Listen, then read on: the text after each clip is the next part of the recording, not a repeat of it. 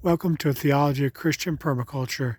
My name is Sean, and today we're going to continue going over our first of 8 basic ideas on why we need a theology of Christian permaculture, agriculture, ecology, and the such, in which the first idea is that the Bible is written in an agrarian or an agricultural context. And I just want to point out real quickly that our nectarine is in full bloom. Right now, it's gotten kind of blustery here in southwest Missouri, Zone 6B, but we're kind of excited about all these blossoms on here. We had pruned the tree a bit, probably needed to prune it more. But anyways, let's get into our scripture. Today, we're going to look at 1 Kings chapter 17, verses 2 through 16. It is in this passage that we find the prophet Elijah, who has had a great time of victory against the prophets of Baal or Baal. And he now, upon hearing that Jezebel basically wants him dead, runs away. He's tired. He's exhausted. He's worn out. He is lacking food and sustenance, and he's sitting by a river. And in this time of, after great victory and now great letdown, where he is just so exhausted and so depleted, God sends to Elijah some provisions. He sends lahem, bread, and basar, meat. And it's interesting because he sends both the bread and meat at the hands of a raven. Now, ravens are part of a family of birds that include crows and rooks. They're considered highly intelligent animals, very resourceful birds. They're very intelligent birds, very resourceful. But they are also known to carry West Nile, the diseases like West Nile viruses and things like that. And also at the same time, they eat a lot of different types of foods, which some would include carrion, which is dead animal carcasses. And they're pretty indiscriminate about that. So here's Elijah in his time of just desperation. And God does two things that are pretty amazing here. Number one, he sources locally. And, out here in this scene, this desert, wherever it is, the way he's going to provide is going to be through what is available locally. And in this case, it's ravens are going to be the delivery, the DoorDash, I guess you could say, to bring Elijah lahem, bread, and basar, meat. Now, it's interesting because when you think about it, there's a few different ways that this bread would be sourced. It could be sourced through the rubbish. Actually, yesterday I was driving and I looked over at a McDonald's and there was a trash can and there was a crow digging inside the trash can, and it popped out and it grabbed something and jumped down on the ground and was looking at it. I had to drive, so I didn't really get to get a good look what it was, but I think it was probably paper.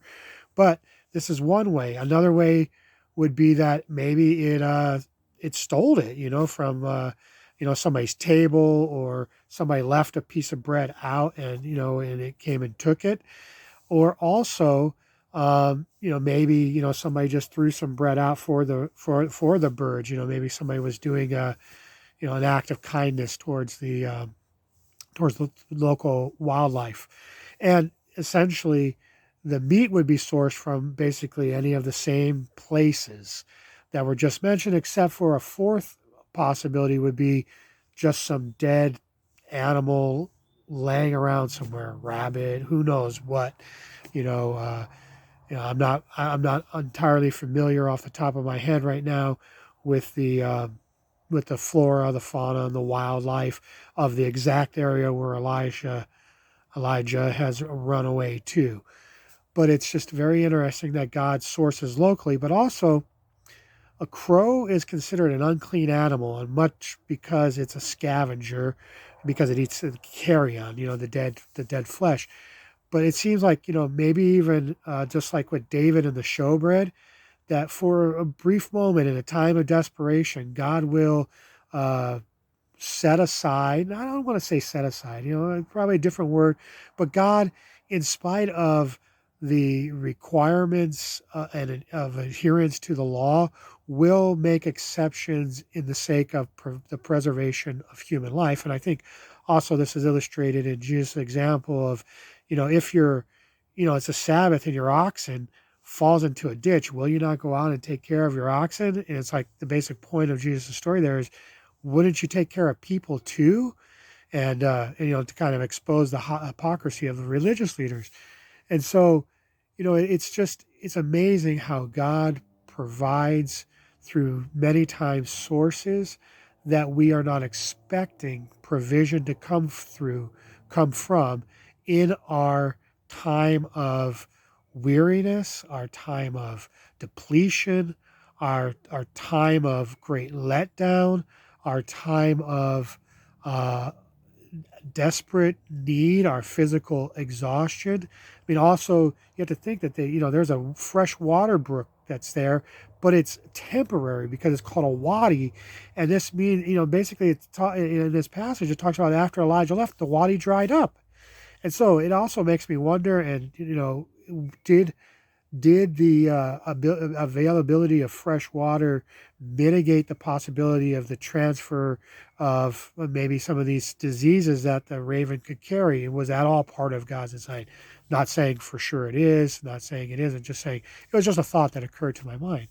And so, but the point is that God many times provides for us in ways that we are not expecting and through means that we are not expecting, because he seeks to take care of those who are his. And so may we just be reminded of that God's glorious provision. May we have a sense of thankfulness for God's provision. And I know some of us may be going through times where financially things are very, very tight. I know that we are going through one of those seasons, but that's okay.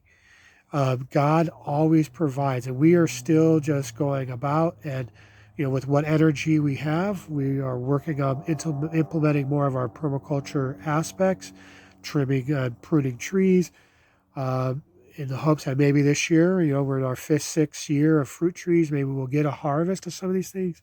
And also we're planting, different greens, like in this bed over here.